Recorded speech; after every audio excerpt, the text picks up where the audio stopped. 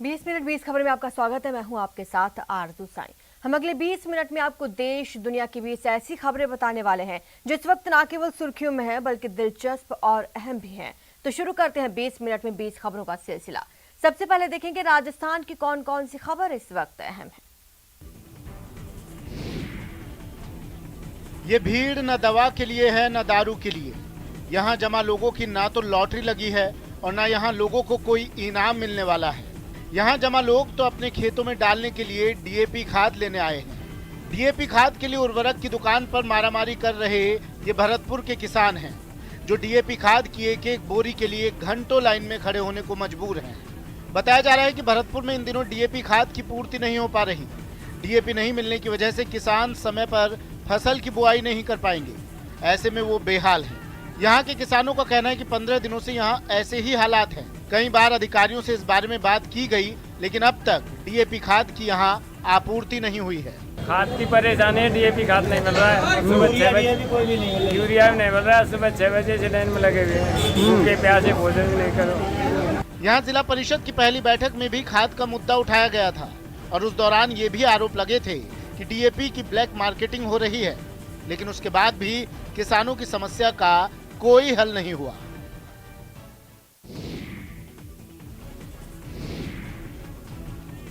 दौसा में खरीफ की फसल पूरी तरह तैयार हो चुकी है और किसानों की उपज अब मंडियों में भी आने लगी है, लेकिन पिछले 4 महीने की मेहनत से पैदा हुई उपज का किसानों को उचित भाव नहीं मिल रहा है। बताया जा रहा है कि इस साल केंद्र सरकार ने पिछले साल की तुलना में बाजरे का समर्थन मूल्य 1850 की जगह 2250 रुपए तय किया है, लेकिन इसके बावजूद भी प्रदेश के अधिकतर हिस्सों में समर्थन मूल्य पर खरीद नहीं की जा रही है, जिससे किसान अपनी उपज को औने पौने दामों में बेचने को मजबूर हैं। ऐसे में सरकारी खरीद केंद्र पर 2250 रुपए में बिकने वाला बाजरा अब बाजार में 1000 से लेकर 1300 रुपए प्रति क्विंटल तक बिक रहा है।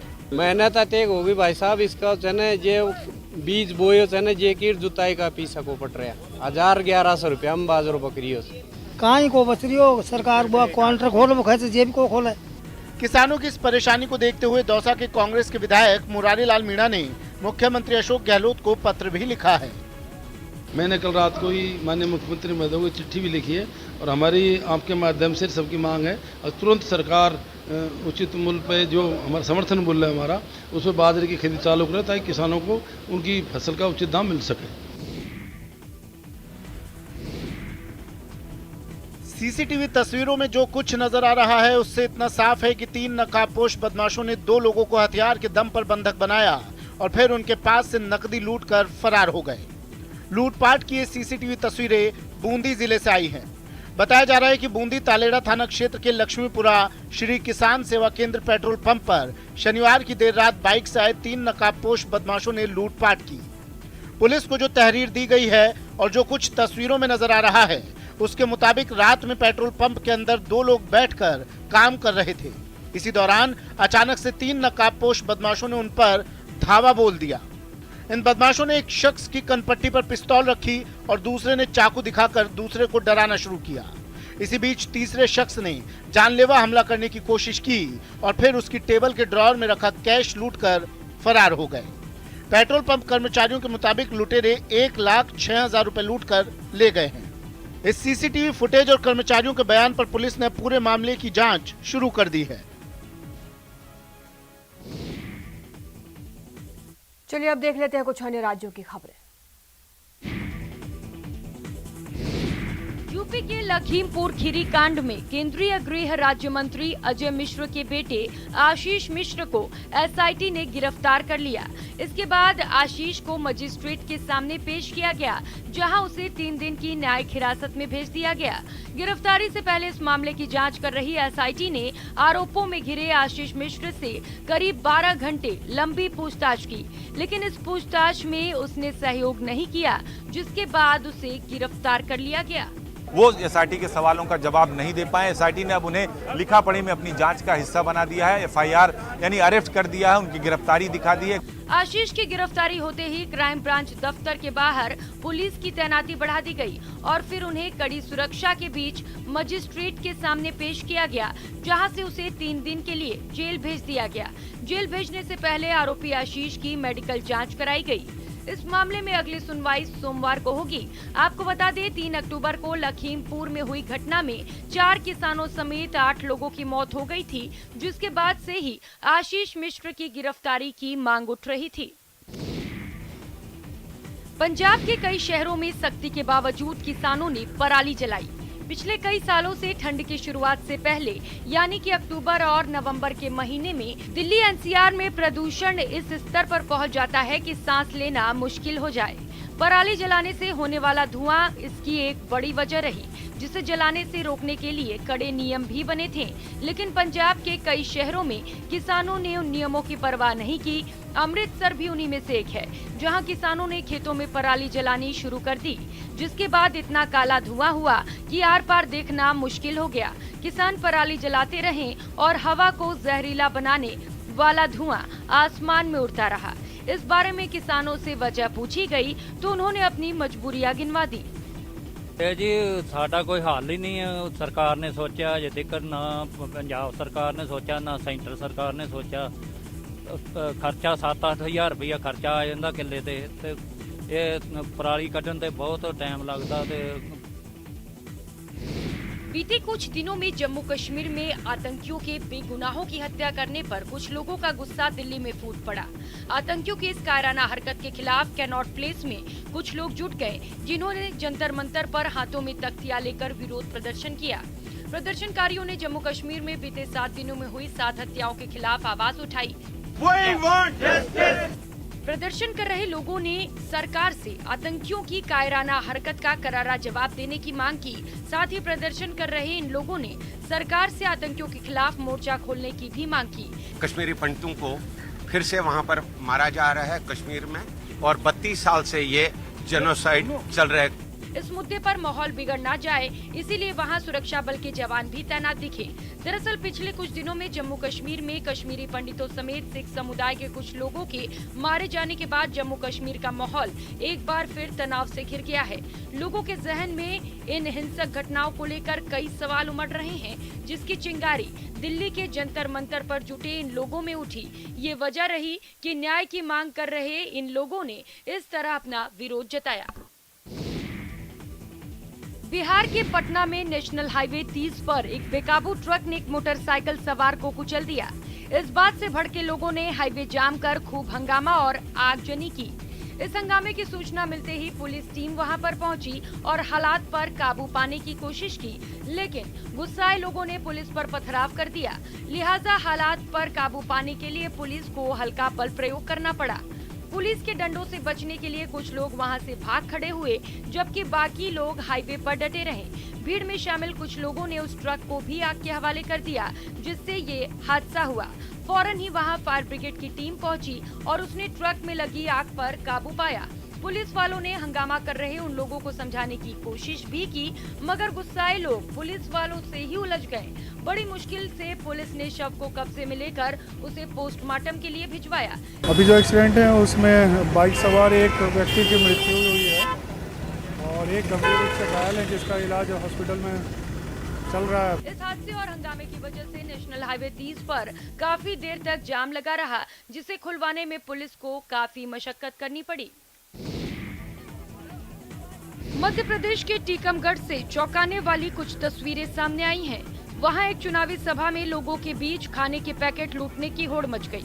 पृथ्वीपुर विधानसभा सीट से बीजेपी उम्मीदवार शिशुपाल यादव की इस चुनावी सभा में मुख्यमंत्री शिवराज सिंह के अलावा पार्टी के कई नेता पहुंचे थे, लेकिन जैसे ही वो लोग वहां से रवाना हुए, लोग उस गाड़ी पर टूट पड़े जिसमें उन्हें बांटने के लिए खाने के पैकेट रखे थे। उन्होंने ज्यादा से ज्यादा पैकेट लूटने के चक्कर में सामान ढोने वाली उस गाड़ी को चारों तरफ से घेर लिया।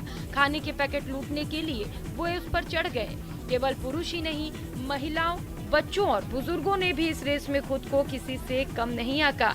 वो भी पूरे जोश से खाने की लूट में शामिल हुए। इस भीड़ में कुछ लोग तो ऐसे भी दिखे जो गाड़ी में चढ़ गए और वहां से नीचे मौजूद अपने जानकार को खाने का डिब्बा पकड़ाते नजर आए। मुख्यमंत्री शिवराज सिंह चौहान की चुनावी सभा के बाद आप देख रहे हैं कि जो खाना के लिए जो भीड़ है, पैकेटों की भीड़ लगी हुई है, जो पैकेट ले लेकर लोग जा रहे हैं खाना के लिए। बहुत ही मारामारी हो रही है।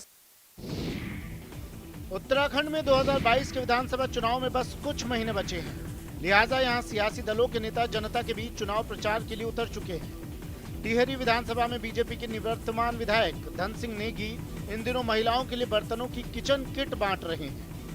विधानसभा का 5 साल में समग्र विकास किया है। विकास का कोई भी ऐसा पॉइंट नहीं है जिसको हमने जो है पूर्ण न किया हो। सड़क जिस प्रकार उन्होंने 15 साल जिनका कार्यकाल उनका रहा है, 15 साल में कहीं न कहीं जनप्रतिनिधि रहे हैं, वे अपना लेखा जोखा लाएं और अपना लेखा जोखा देंगे।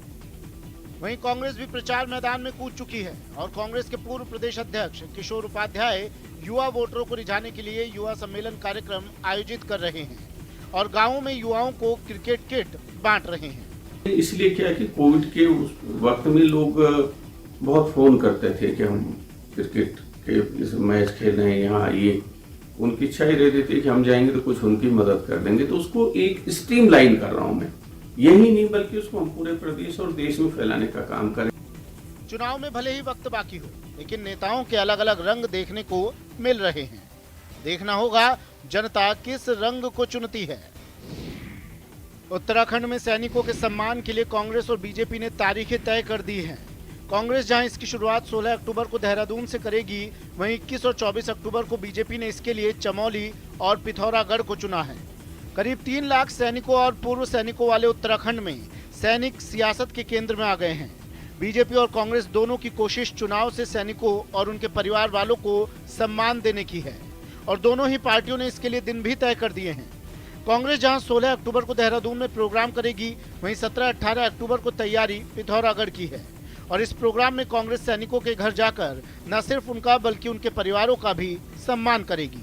बल्कि 16 तारीख को देहरादून से स्टार्ट कर रहे हैं और 17 या 18 तारीख को हम पिथौरागढ़ में कर रहे हैं और कल मैं रानीखेत में भी कुछ लोगों को सम्मानित करूंगा, इसकी शुरुआत करूंगा। कांग्रेस का प्रोग्राम हरीश रावत ने तय किया है तो बीजेपी ने अपना प्रोग्राम प्रधानमंत्री मोदी के सैन्य धाम के प्लान से जुड़ा है और इसी के लिए शहीदों के घर से मिट्टी लेने के लिए शहीद सम्मान यात्रा निकाली जाएगी। 21 अक्टूबर को चमोली के सवार से रक्षा राज्य मंत्री अजय भट्ट इसकी शुरुआत करेंगे। अगर हमारे कार्यक्रम को देखते हुए कोई कार्यक्रम अगर कोई पार्टी लेती है तो हम ये समझते हैं कि ठीक है, कम से कम कुछ तो सीख ले रहे हैं हमसे। खाली चुनावी नहीं होना चाहिए, दिल से होना चाहिए। लोगों की मदद के लिए कर्मचारी और सेना के जवान लैपटॉप लिए बैठे हैं।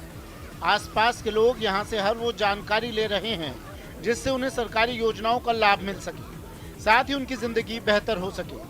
लोगों की मदद के लिए लैपटॉप का इस्तेमाल कर रहे इन लोगों की ये तस्वीर जम्मू कश्मीर के कुपवाड़ा की है, जहां सेना की ओर से डिजिटल इंडिया कैंप का आयोजन किया गया है। इस कैंप का मकसद यहां के लोगों को सरकारी योजनाओं की जानकारी देना है। साथ ही ये लोग इन्हें ये भी बताने की कोशिश कर रहे हैं कि ऑनलाइन आवेदन करने से उन्हें सरकारी योजनाओं का लाभ जल्द से जल्द मिल सकता है। जो ये CSCI यानी कॉमन सर्विस सेंटर जो है, ये JNK में लॉन्च हुई इन 2016, बट इससे बहुत ही फायदा हुआ। इन लोगों को जितने भी क्वालिफाइड लोग थे, बेरोजगार लोग थे, इससे बेरोजगारी भी खत्म हो गई है और ये प्रोवाइड हमें करते हैं बहुत सारी सर्विसेज। सेना की तरफ से यहाँ के लोगों की मदद के लिए इस तरह के कैंप अक्सर लगाए जाते हैं और खास बात यह है कि इन कैंपों के जरिए यहाँ के लोगों की जिंदगी में बदलाव भी आ रहा है। हैदराबाद में हुई जोरदार बारिश ने कुछ ही घंटों में शहर का हुलिया बदल कर रख दिया। आसमान से बरसी इस आफत की वजह से लोग सड़क से लेकर अपने घरों तक दहशत में दिखे। तो सरकार जो चलाती ना GHMC वाले है, कुछ ना कुछ एक्शन लेना पड़ता उनको। कहीं को बोलता हूँ एक बार का नहीं, हर बार ऐसी हो रहा, हर एक बार का नहीं, कभी भी बारिश हो पानी जहाँ बोले वहाँ जाम हो जा रहा, गाड़ियाँ वो हो जा रहे हैं। प्रॉब्लम बहुत हुआ, मेरे को 1 घंटा लगा यहाँ पे आने के लिए। आप कहाँ से आए? मैं काचीपुरा। हाँ, मैं बंजारा से आ रही थी यहाँ पे। पिछले कई दिनों से हैदराबाद में बारिश हो रही है और इस वजह से न केवल सड़कों का हाल बेहाल है बल्कि ग्रामीण इलाके के लोग भी दहशत में हैं। हालात की गंभीरता को देखते हुए प्रशासन ने हेल्पलाइन नंबर जारी किए हैं ताकि डरे और परेशान लोगों को मदद मिल सके। कर्नाटक की मंड्या से डरा देने वाली कुछ तस्वीरें सामने आई हैं। वहां दशहरा कार्यक्रम के दौरान एक हाथी के भड़कने से अफरा तफरी मच गई और हाथी के डर से लोग जान बचाकर वहां से भाग खड़े हुए। यहां पटाखों और तेज आवाज में बज रहे संगीत से कार्यक्रम में शामिल 2 में एक हाथी भड़क गया और उसने पलटकर भीड़ पर हमला करने की कोशिश की।